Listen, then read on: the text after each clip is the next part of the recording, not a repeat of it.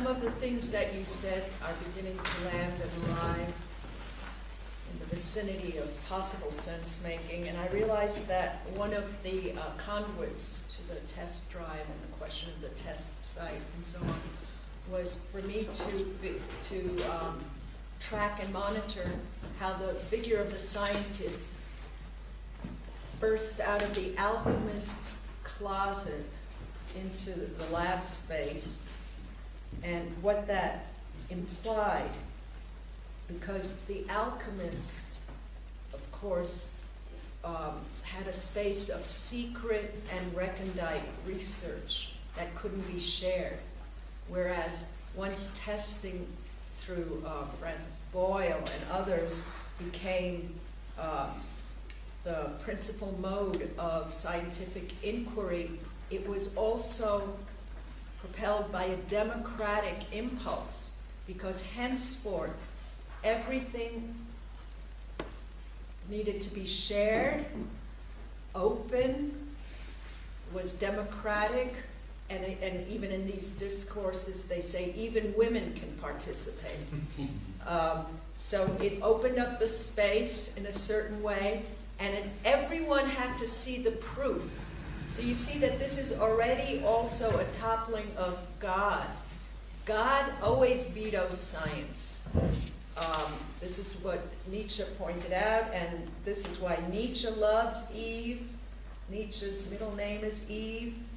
And God kept on smacking her down with punishable eternities. So there's something about testing and proving and the hypothetical, and this is also what the Protestant Reformation does. It tests out, it wants everything. It also goes up against authority.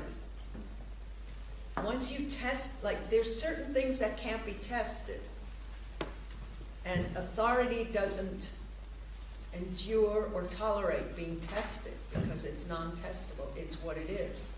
But once the testing mechanisms or drives are inscribed, something happens to authority. The other thing that I wanted to think about in terms of what gets tested is rehearsals. Those are test grounds and proving grounds as well that one can consider. In French, the word for rehearsal is repetition, répétition. Let's turn to the test as Kafka tries to set it up and see what we learn from this moment. So the first sentence, do you all have it before you? The first sentence is, Ich bin ein Diener, I am a servant. So this is pretty remarkable. First of all, it's a Kafkan I am. It asserts an identity. This is what I am a servant. So from now on, we're going to ask what it is to serve. What is a servant? What is to do service, even military service? Does being a servant or serving need to have an object or a project or a goal? I am a servant, but there is no work for me. So this in itself already sets up all sorts of things and questions. Can one be a servant in the absence of the work or work? What are you serving when there is no work? I'm fast forwarding a little. Are you serving time? Will it be the case that can a servant be off duty? If you have no work, are you a servant? What is this disjunctive predicament that Kafka enters and has us consider here? I am a servant, but there is no work for me. I am timid and don't push myself to the fore. Und dränge mich nicht vor. I don't impose myself, I don't push, I don't drive myself to the fore. Indeed, I don't even push myself into line with the others, but that is only one reason for my non-employment. It's even possible that it has nothing to do with my non-employment. In any case, the main thing is that I am not called upon to serve. Others have been called, yet they have not tried harder than I. Indeed, perhaps they have not even felt the desire to be called, whereas I, at least, sometimes have felt it very strongly. Okay, so this is rich with some of the motifs and themes and questions that have traversed our encounter so far. So this is someone who's timid and doesn't push when there's a call for work in the unemployment office or whatever this space of bureaucratic lottery, existential lottery might be. He's timid, she's timid. Well, in German it's in the masculine, so let's suppose that this servant says, there's no work for me, but I'm timid. I don't push when a call might come through. So I hang back, and that's not the only reason. In fact, that may not be the reason. And this call isn't coming through. The others have access to work and all that because they maybe, so goes the logic on the first register, they might not have the desire to be called. So what do you make of this so far? Do you want to start jamming, or shall we just go on and then return? Yes, Murray. To be a servant and to be called, it's always curious because we all have different people or things or that we're called that we are a servant to. So it's kind of curious to what's in the back of his mind here. Thank you very much. So somehow, first of all, there's the predicament, the disposition of being a servant who is dependent on the call, on being called up to serve. And here you have the situation of the withholding of the call, possibly because he so desires to be called. You have the sense that where there might be desire or willpower, so he's not getting the call, so to speak, on both levels because he wants it too much. What is the predicament or the disposition of the one who is to be called? This is one of the Kafkan questions. I'm going to shift on the switchboard to another call, that of Abraham, may I? Or is it too disjunctive? So Kafka in the Abraham parable says, I could think of other Abrahams, which is already taking down the patriarchy to the extent that Abraham, as the primal father, must be invested with the sense of unicity.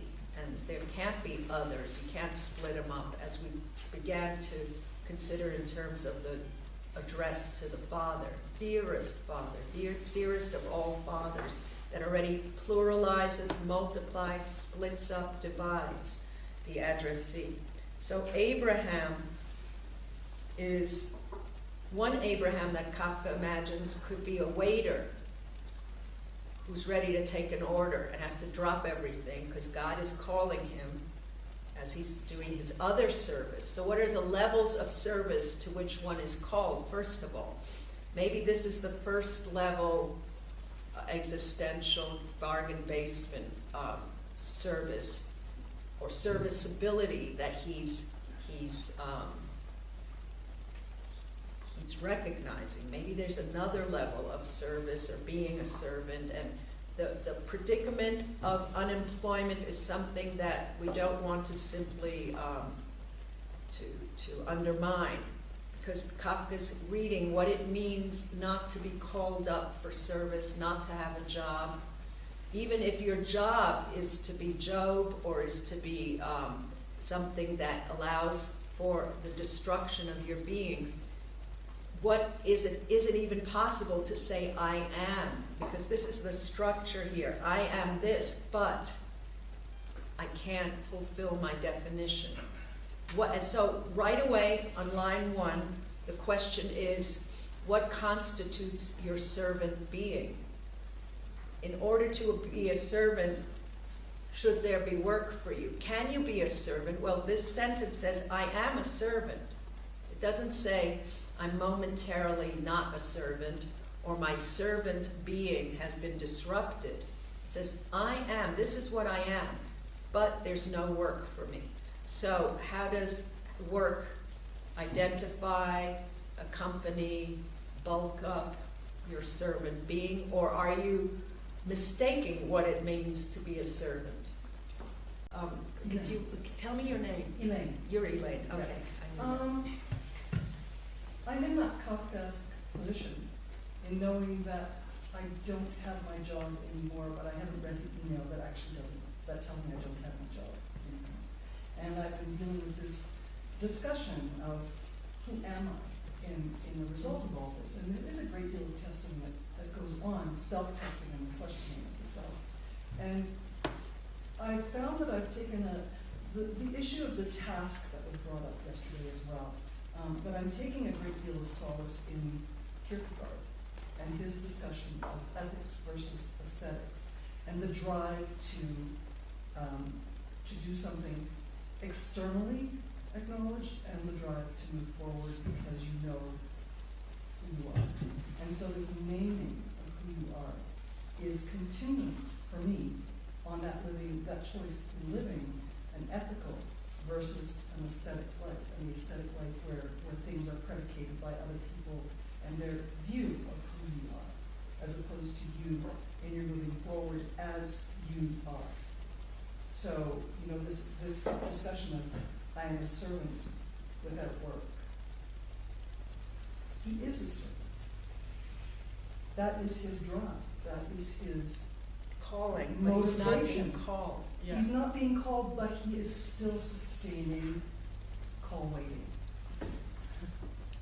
His potentiality continues to exist. This is very, very helpful, and I'm going to take both calls simultaneously of Paul and Elaine. And surprisingly, it made me patch over to Hegel. When you said Kierkegaard, Hegel came up. So here we also have, in a way, provisionally and preliminarily, the beginnings of the irony and allegory of the Herr-Knecht dialectic, which is the lord, servant, or master, what's it called, master-slave or servant dialectic, which may or may not work because the one who is the servant and who is struggling unto his death for recognition needs a relation to this other, the master, the one who is the commanding voice or space of a demand. And let us continue. I understand what you're saying, and it's absolutely essential because I think Kafka forces both possibilities, or what Derrida would call both and, because both and allows for not just saying it's either or it's a dialectizable synthesis that we can recuperate and round out, but both and. Yes, I am a servant, that is my essence, but there isn't anything essential to back it up, so I am also endangered. It's a risk. Yeah. And the drama of being bereft of the work, which you are mastering admirably in your analysis of this line, maybe you may have to dial it up, actually, because the very question that pulses through this is what I am, and this is what I'm not, and this is what I need to be, and my desire is too strong to be what I need to be. So there's all sorts of aggravations and accelerations of the statement, I am this or that. I am this, but all of the qualifiers, all of the necessary and normally essential, even prescriptive bolsters are missing. So holy shit, what am I? But it's not saying that, it's saying I am. So the question would be, if we went around the room, how would you read this even? I am a servant. I am a servant. I am a servant. I mean, does saying I'm a servant have to be servile? Am I a servant to the predicament of being a servant? And does being a true servant mean that you will be stripped of work? Whom are you serving? What are you serving? If you knew what you were serving, then you might pump up to a position that is not servant being. But this is also a question, if someone is a servant, do they understand themselves as being servile? That's another question. Am I servile to my servant being? What am I serving? Again, what does this mean? Can I be something without fulfilling the job description? These are questions also of annihilating reverberations. And who's naming? Who's naming and who said and according to what protocols? Or how is this also a desperate positing, which language allows for? Language lets you make all sorts of zany acts of positing. You can say anything. I am an ungeheuer Ungeziefer. Uh-oh, I should have said that. I'm a monstrous being, unmetaphorical. All right, we know what I mean. So I am this, I am that. Already, the proud positing of what I am, the sentence doesn't allow it to stabilize, because I am this, but. Just stop it right there. But, okay, then you're not. Are you or aren't you?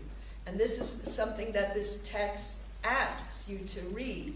Can you read what it is to serve the other, to be a servant, if the call doesn't come through?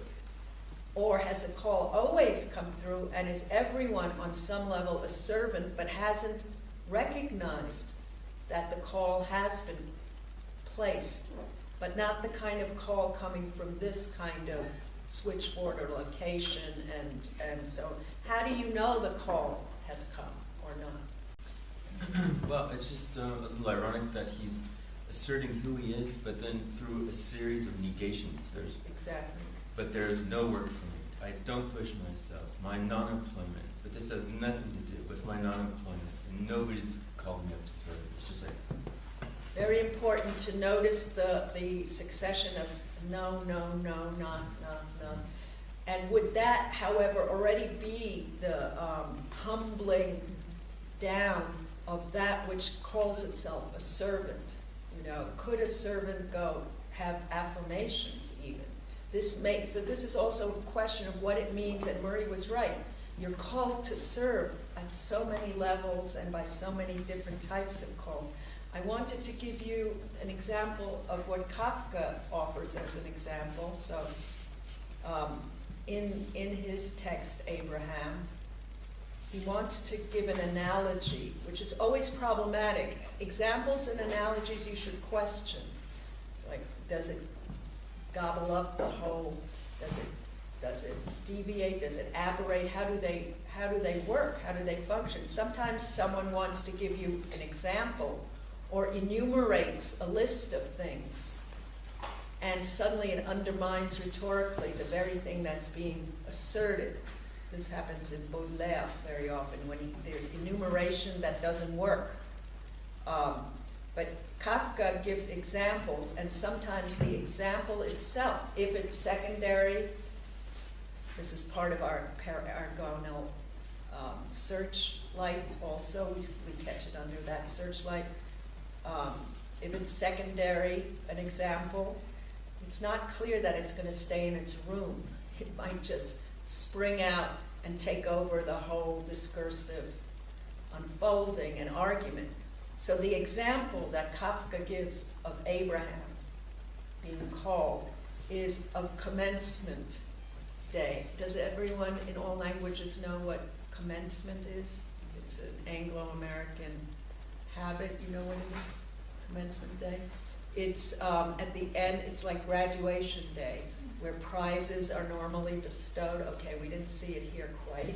And people are honored for the work they've accomplished, and there's a gratitude that's collectively expressed, and the names are read out. Okay, it is very foreign because it didn't happen here. So that's what commencement day is.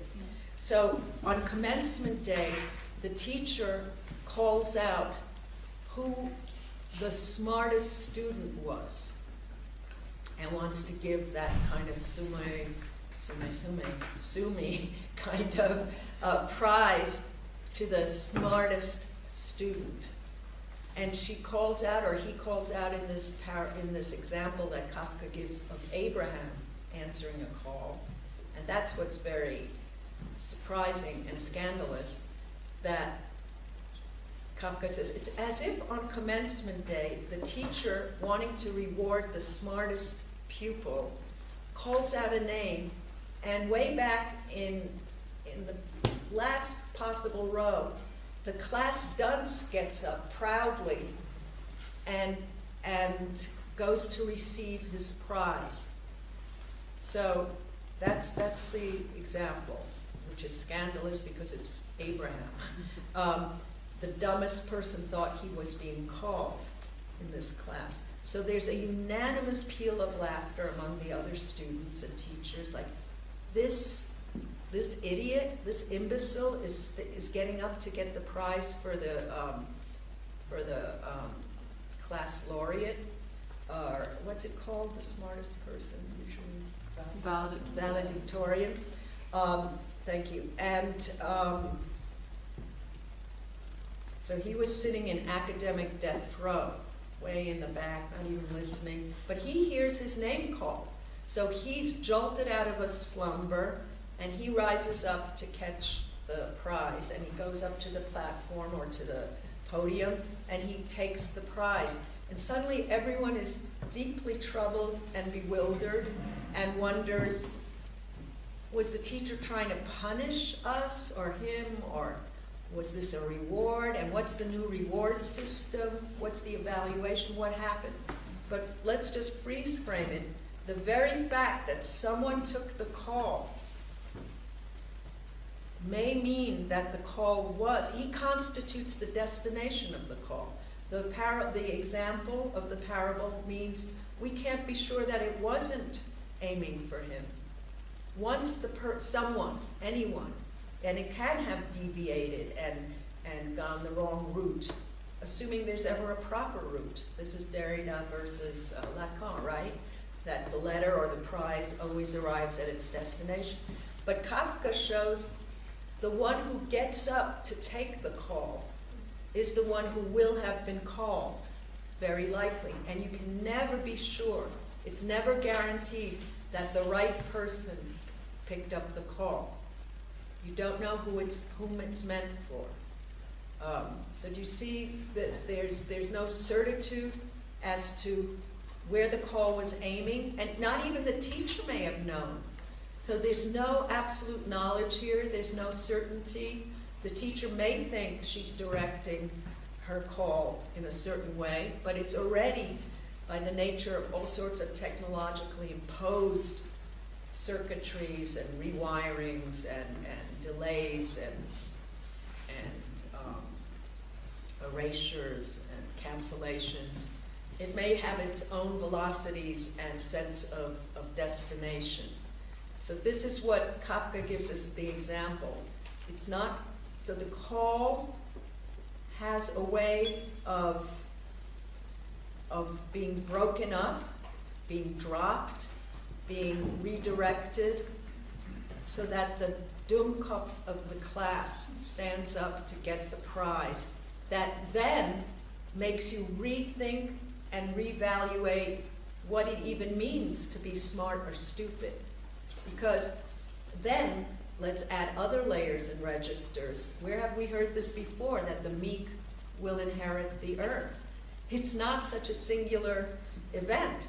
It's all of Christianity that will transvaluate and say that those who are impoverished, who follow without thinking, I mean, if you look at, I'm not trying to be too fresh here, but if you really look at the great, great volumes of works that urge learned ignorance and those who consider themselves fools for Christ, these are not protest movements. This is the way one is the servant to the Christian God, that one vetoes, as Nietzsche says, scientificity and other types of attachment that relinquish something like, I'm just saying it too quickly, the grids that we identify as intelligent or smart, or all of those things that then get devalued by Christianity. The Christian God does not necessarily prize the most intelligent and the big mouth who's going to question. That is not necessarily what gets the prize and the reward, right? It's those who might choose not to ask too much or protest or contest too much. Though Christianity is media savvy and big enough to tolerate lots of questioning, some of my most radical teaching has been in theological places that are very sure of themselves and welcome a few Molotov cocktails and can handle it and eat them for breakfast. You know, they're not threatened. So this gets very complicated. But the idea of the weakest and meekest standing up to get the crown, whether it's a crown of thorns, don't forget, for Nietzsche it was unbelievable that the Roman warrior fell to his knees before the image of a crucified God and a mangled body of God's Son. This for Nietzsche is absolutely, perpetually not digestible. What happened?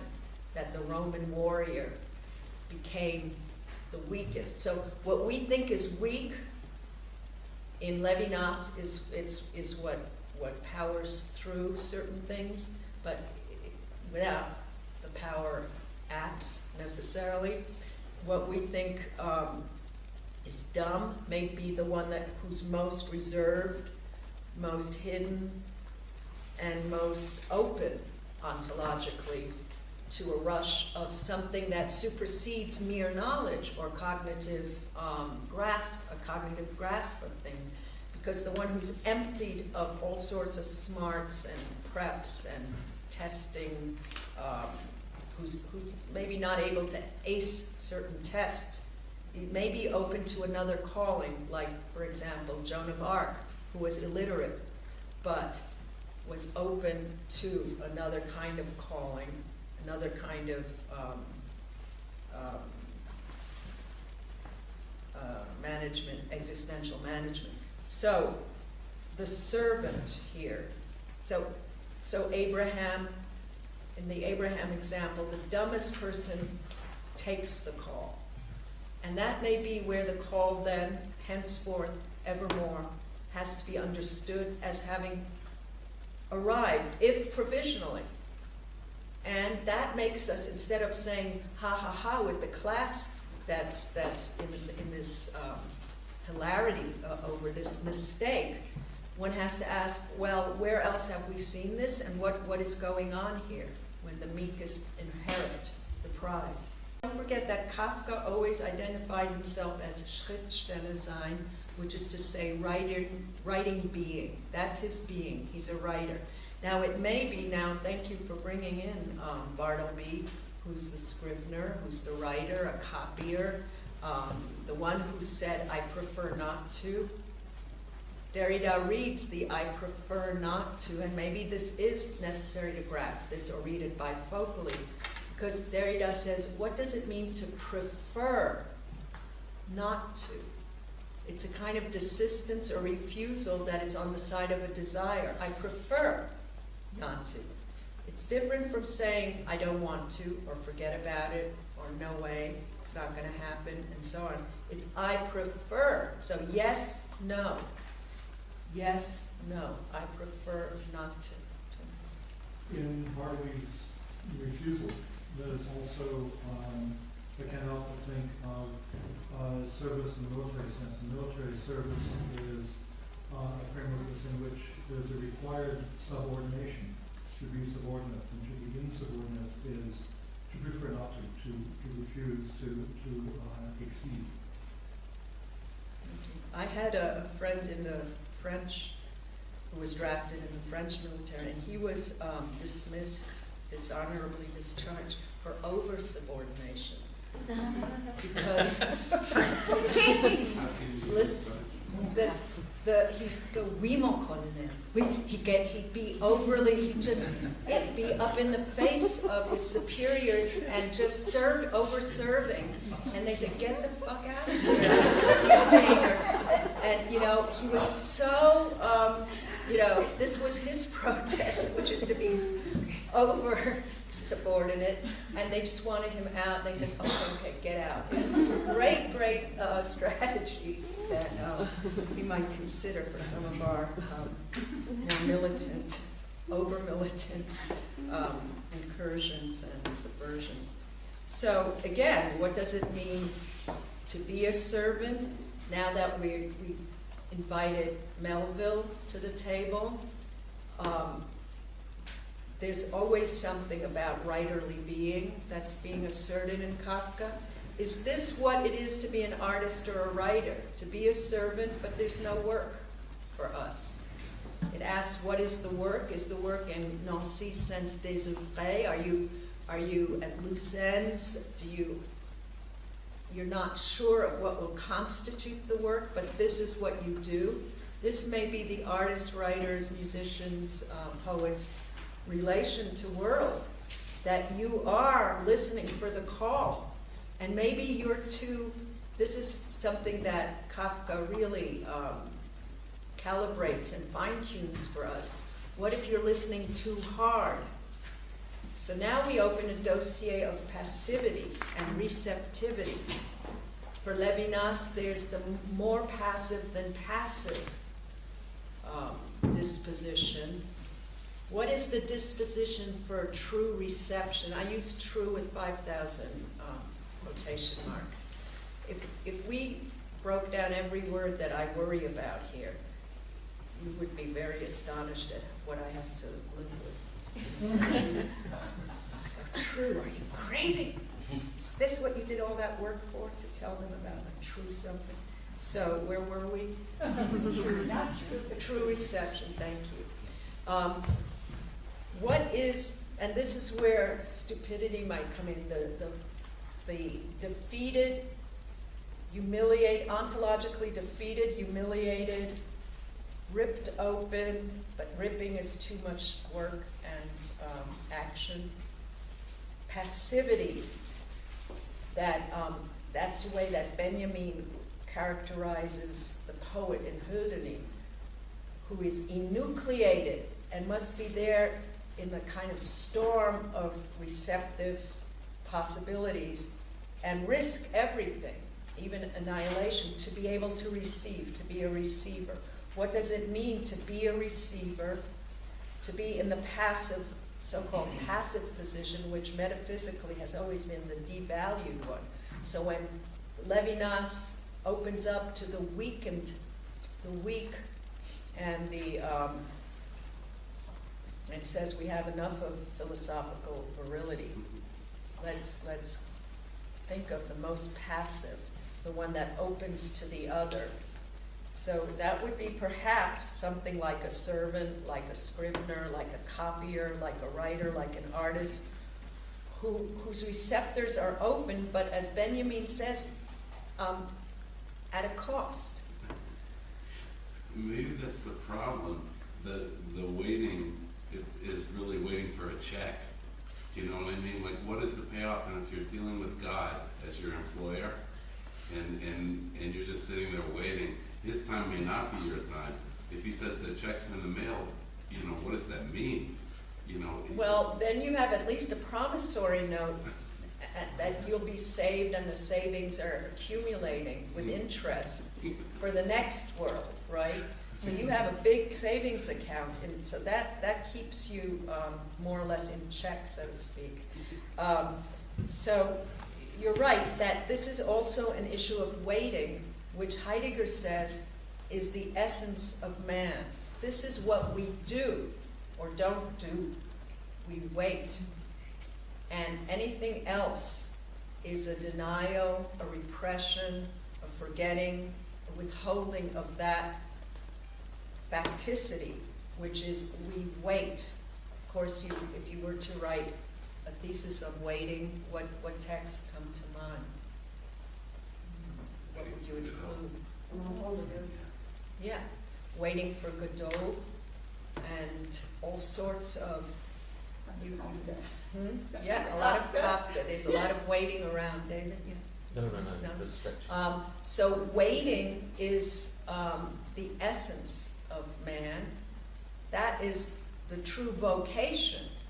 But what does it do or not do? Is waiting an action or an inaction? It would be mistaken, for example, and this was a mistake that Schiller may have performed in reading Rousseau. Rousseau discovered what he called in this neighborhood the beautiful far niente, doing nothing. But for Rousseau, doing nothing wasn't just going limp or lame or wimping out in any way. It was a gathering for him of self and a buildup. Doing nothing meant you were opening to what is. Whereas Schiller said, gee, it's too bad he took his retreat so prematurely. But for Houdini, the fact that Rousseau knew to retreat to the shadows and the shade is an essential lesson and something that Rousseau taught us, which is when to beat a retreat as an ontological honoring of sorts. So when not to do or be action heroes, Heidegger says there's too much action.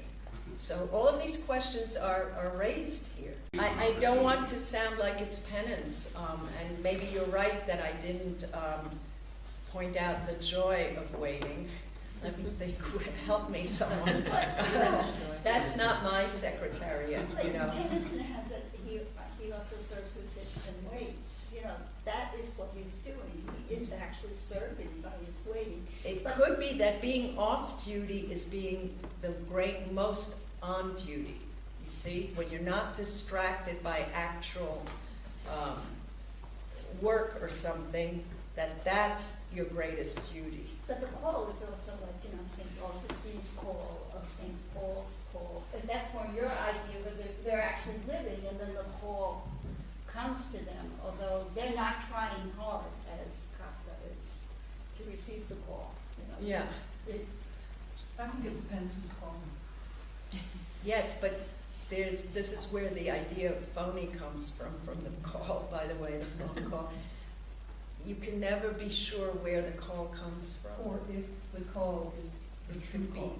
Right, it Or could be if fake, it's a it fake could be identity. synthesized, it could be identity stolen. So all of that certitude, forget about it. You never know, and that's why Abraham, our father, could be a psycho who heard call. As we know nowadays, all sorts of serial killers are called by God to do what they're doing, right? So that call can always be a false prompter. That's also one of those great undecidable dilemmas. Because It's a not crucible. all gods are the God that we imagine. Well, Not all of us even again, imagine Christ God. on the cross wondered, "Oh my God, did I take the wrong call here? Why did this happen? Was this, was I wrong? Am I not the Son?" And so on and so on and so forth. So there's always inscribed in the call its possible collapse on itself as a false prompt or call. How do you know this is something divine and not perfidious? How do you know that these words arise in a profane, mundane, or divine place. So it returns us to the test. And that's why one of Kant, when he was taking a break from writing all his critiques, he decided to answer a public questionnaire, you know, which they used to have. We should try to have that once in a while too, you know, big contest, just, but if you're up against Kant, I don't know if it's going to win. And the question, the public question was, should the faith of theology students be tested? What do you think the answer from Immanuel Kant was? Hard one, right? Should it be tested? That would be a nice quiz, a pop quiz. Surprise. No, you can't test faith. You can't test their faith. And that's where faith comes in all of the, because we wouldn't need faith if we knew. If there were a cognitive level or some sort of clarity, understanding, knowledge, guarantee, verification. If these things were knowable, you wouldn't need to just say, and what is also said, blind faith. Just have faith, leap into it. So let's just think in certain ways about what it means to be a servant, to serve the other, to be subservient, to want a call that doesn't come through. He's such a servant, and the reason he can't get a job is because he is a servant, because he's not going to elbow his way ahead of the line, into the head of the, you see, he's always holding back, staying back, and because he's a servant, he can't be a servant. There has to be, he doesn't have the minimal aggression necessary to get to the head of the line. Then is he a servant of the other servants? That's a good question. That could be like the logic of the doorkeeper in Before the Law, that this is, no, these are the other servants. He may be the supreme servant, such a servant, and that's a Kafkan logic, that he can't be what he is, because he is what he is. What does it mean to be a servant, and can a servant even take a call? Or is that what the call does to you? Like when Heidegger picks up the call of the S.A. How overkommandant. So,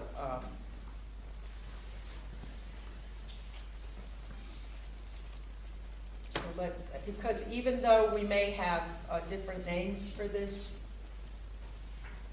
one is a servant of God, one serves this or that cause, it still pervades part of our relatedness to world and to the other. So what does it mean even to reject or refuse or repress the servant in us, or to servile, or to assume it? Can one even say, I am a servant? What does that mean on some level? Is this an abject statement, or is it a triumphal self-naming in the service of abjection? You know, this is Kafka, and already the signature Franz Kafka authorizes us to question every move that his text makes and what it has to do with being a writer, an inscriber, an artist, a poet. Okay, how's everyone? Too much partying? Okay, have a great afternoon. It's great working with you. So tomorrow we'll continue with these questions.